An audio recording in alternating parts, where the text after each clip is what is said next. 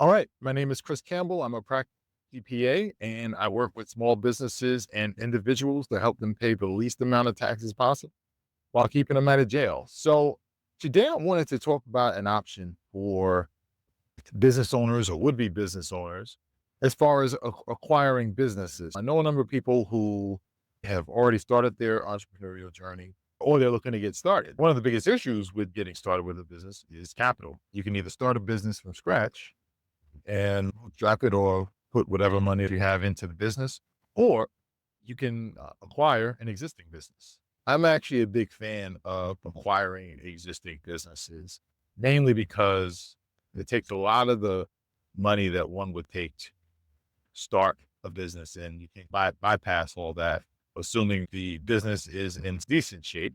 You're cash flowing essentially from day one. Now, whether you're actually profit could be a different story.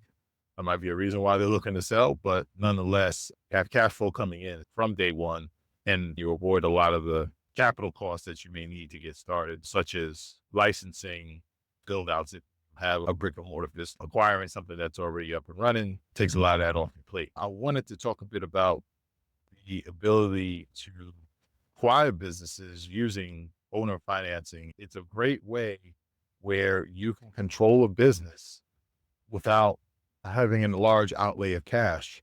And it's actually something that can probably leverage a lot better than real estate. If you're looking to do something passive, acquire investment properties, you can probably acquire an asset that would actually cash flow a lot more than real estate with a lot less cash. I wanted to talk a bit about the ability to owner finance and to acquire such business and tell you why I'm such a fan of it. What is owner financing? Owner financing is essentially the seller carrying the debt to the bank.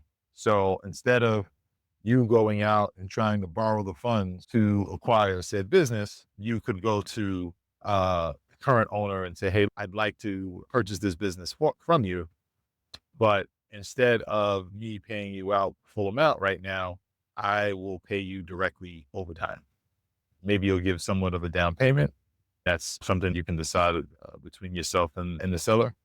And you can decide to pay the rest out over time. This was actually something I practiced when I had acquired a small business from a seller. I did a majority of the purchase in cash, but there were some additional funds that I needed to come up with.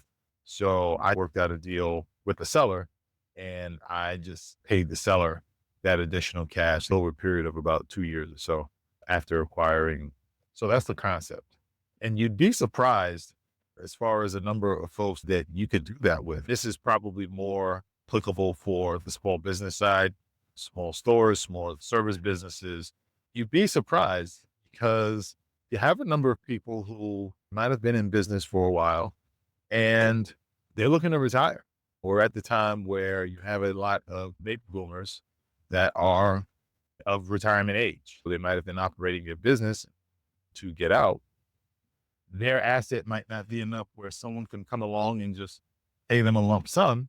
You coming along and doing some sort of seller financing would actually act as a retirement plan of sort for the owner of that business, where you're essentially guaranteeing a certain level of cash flow over a period of time. But you can look at it as a great way to serve as a retirement plan for someone, which may not require a lot of money out of their pocket initially, but as you're paying that person over time, the whole idea is at that point, the profit generated from that business are making the payment. So it's not necessarily you coming out of pocket, because at that point, you control the asset, you control the business. Now you could make this a passive business, so to speak, where you can hire someone to operate the business, make them a partner, make them an equity owner, and say, hey, look, that budget that you might have used for a down payment for a rental property, if you go the seller financing route, you can take a portion of the money that you had set aside to buy that property and put that into the salary of the individual that you can get on board to run the business and work something out where you make them an equity owner in the business. So they're just as invested as you. This could actually be a great tool, or it could be a great alternative to real estate investment for someone that might be looking to invest passively. And as I mentioned earlier, can provide probably a lot more cash flow, yet with the same amount of dollars that you would spend on a real estate investment. So from that, it's pretty attractive. It's a tool that is vastly underutilized and not necessarily as popular, but the sexy thing seems to be real estate. But if done properly, I think this can actually net you a lot more returns than real estate might. So something to check out and look into. So that's all for now on this subject. Hope this helped. If you have any questions about this topic or any other accounting, tax, business related questions, feel free to reach out. Happy to help. All right. That's all for now. I'll talk to you in the next one.